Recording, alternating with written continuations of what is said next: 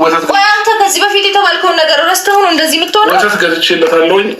ወተቱን ራስህ ጠጣው። አያችሁ የሩታን ብቃት። የእውነቴን ነው የምላችሁ። እኔ የሩታን ንግግር እያንዳንዱም ይገርመኛል ሁሌ።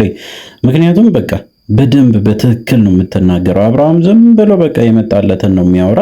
እሷ ግን በደንብ አስተዋይ ሴት እንደሆነች በደንብ ያስታውቃል። እኔ ግን አብርሃም ምን እየሆንክ ነው? አብርሃም ምን እያደረክ ነው? እኔ በጣም እየገረመኝ ነው የአብርሃም ስራ። እያንዳንዱ ስራ ምንድን ነው የሚባለው? አሁን ይህ ልጅነት ነው ወይስ አውቀ ነው ወይ ያሾፍክብን ነው ወይስ ድራማ እየሰራችሁ ነው? የምታደርጉት ነገር እኮ አንዳንዴ ግራ የሚያጋባ ነው። እስቲ እንመልከተው። ራስ እየበጠበጥክ ጠጣ። አንተ እኮ ገና ነህ፣ እንደውም አላደክም እኮ ለምን አጠጣም? ራስ እውነቷን ነው። እውነት ለመናገር አብርሃም ጋሽዬ የሆነ ጊዜ የተናገሩት ነገር ትዝ አለኝ። አሁን በተለይ የምታስታውሱ ከሆነ አብርሃም ገና ሕፃን ነው፣ ገና በቃ አብርሃም ገና ጥሬ ነው ብሎ ሲናገሩ አብርሃም በዛን ሰዓት ባይዚ ማለት እንግዲህ በዛን ሰዓት ምንም እንኳን እኛ ባንናደድበትም በትክክል ግን ተረድተዋል ጋሽዬ። የአብርሃምን ጸባይ በደንብ ያውቃሉ እና እንደ ልጅ ነው የሚሆነው።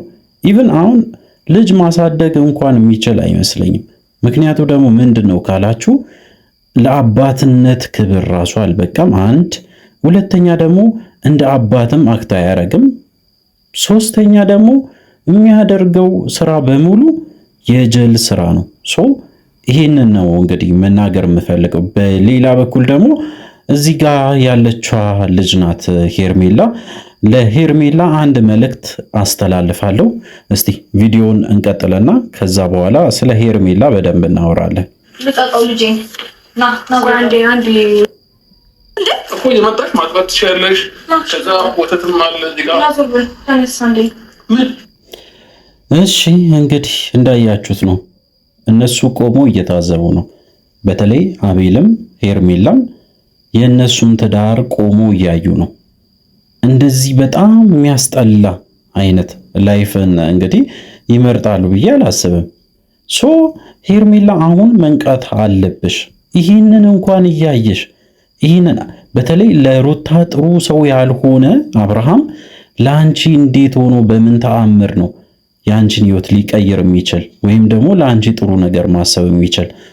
ለሩታ እንኳን ጥሩ ነገር ያላሰበ ሰውዬ ዛሬ ላይ የአንቺን ህይወት ይቀይራል ወይም ደግሞ ፍቅር ሰጥቶሽ ከአንቺ ጋራ አብራችሁ ትኖራላችሁ ማለት ውሸት ነው።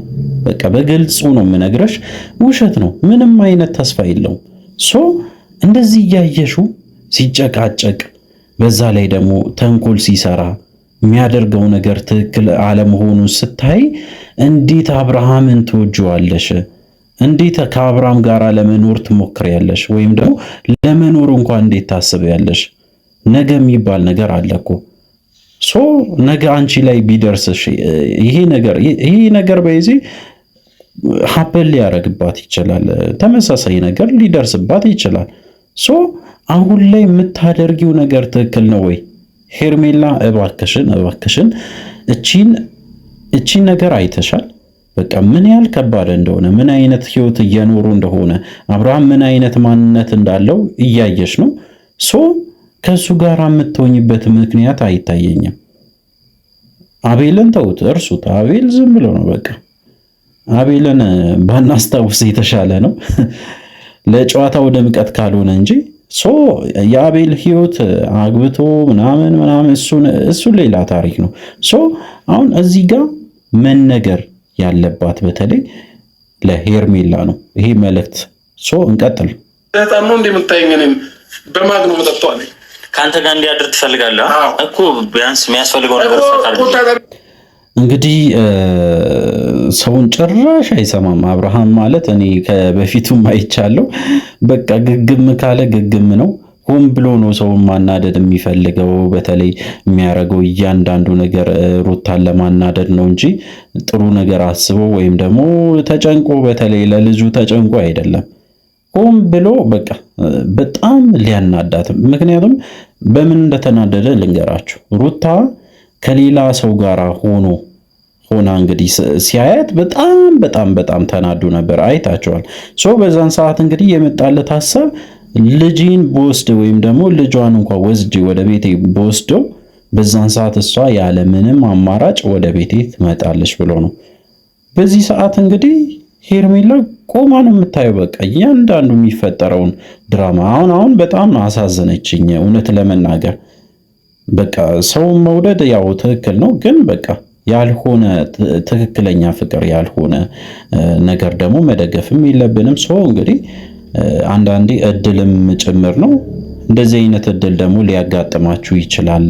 በቃ የሚያስጠላ አይነት ህይወት እንድትመሩ ያረጋችኋልና የሄርሜላ ስሜት ይህንን ነው የሚያሳየው። ካያችሁ ፊቷን እያንዳንዱ ነገር በቃ በጣም ግራ ገብቷት የምታደርገው ነገር የምታወራው ነገር ሁላ ጠፍቷት ዝም ብላ ስትመለከት ነበረ።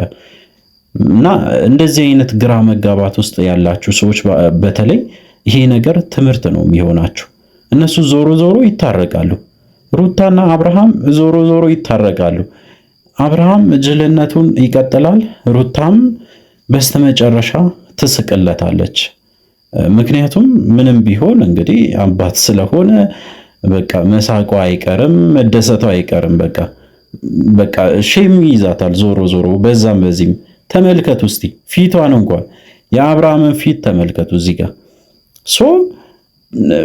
ያስቃታል፣ በስተመጨረሻ ያሸንፋታል። ከሱ ጋር መሆኗ የማይቀር ጉዳይ ነው። እዚህ ጋር ግን በጣም ግራ ተጋብተው የሚቆሙት ሁለት ሰዎች ናቸው፣ አቤልና ሄርሜላ ናቸው ማለት ነው። አቤል ምን አይነት ህይወት እንደምታሳልፍ ያው እናውቃለን፣ ግን ሄርሜላ እጅግ በጣም ከባድ ደባሪ የሆነ ህይወት እያሳለፍሽ ነው ብዬ ነው የማስበው። እስቲ እንግዲህ እንቀጥል። ምንድን ነው የሚፈጠረው? ወይ ቁጭ ብለሽ አጥቢው፣ ከዛ ሂጂ፣ ከዛ 10 ሰዓት ላይ ደግሞ ትመሪያለሽ። በየ3 ሰዓት ልዩነት የመጣሽ ታጠቢ። በቃ እኔ ጋር ተመላለሽ፣ እኔ ጋር ነይ እንደማለት ነው። አያችሁ የአብርሃምን እቅድ እንግዲህ ሩታን እንደምንም ወደ እጁ ለማስገባት ያለውን አማራጭ በሙሉ እየተጠቀመ ነው። እዚህ ጋር ያሉት ሁለቱ ሰዎች ግን ግራ ተጋብቶ እያዩ ነው።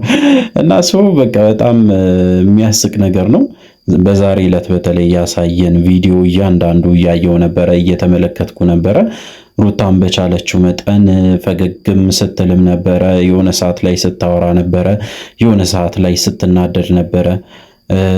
ሄርሜላ አንዴ ትስቃለች፣ አብርሃም ሲስቅ አንዴ በጣም ይከፋታል። እጅግ በጣም በቃ ሌላ ስሜት ውስጥ ገብታለች። ደብሯታል፣ ማውራት እንኳን ከብዷታል።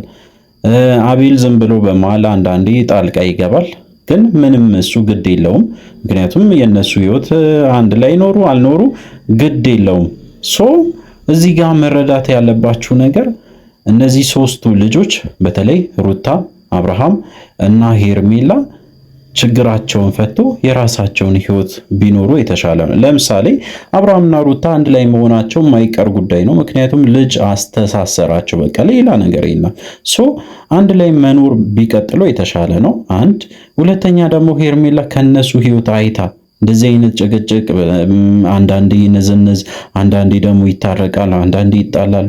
እነሱ መሃል ገብታ ከምትሰቃይ የራሷን ህይወት በተለይ ወንድ ጠፍቶ አይደለም የፈለገችውም አማርጣ ማግባት ትችላለች። እና ከዚህ ህይወት ብትውጪ መልካም ነው ብዬ ነው የማስበው። እንዳደረከው ነገር ቢሆን ሰማኝ እያናገርኩ ይኸው በቃ አያችሁ፣ አብርሃም ሌላ ታሪክ ውስጥ ገብተዋል። እንግዲህ አዳዲስ ነገሮች ይኖራሉ ብዬ አስባለሁ። እስቲ በስተመጨረሻ ምንድን ነው የተከሰተ? የአብርሃምና የሩታ ጉዳይ አበቃ ወይስ እስካሁን ድረስ እየተጃጃለ ነው? እንቀጥል።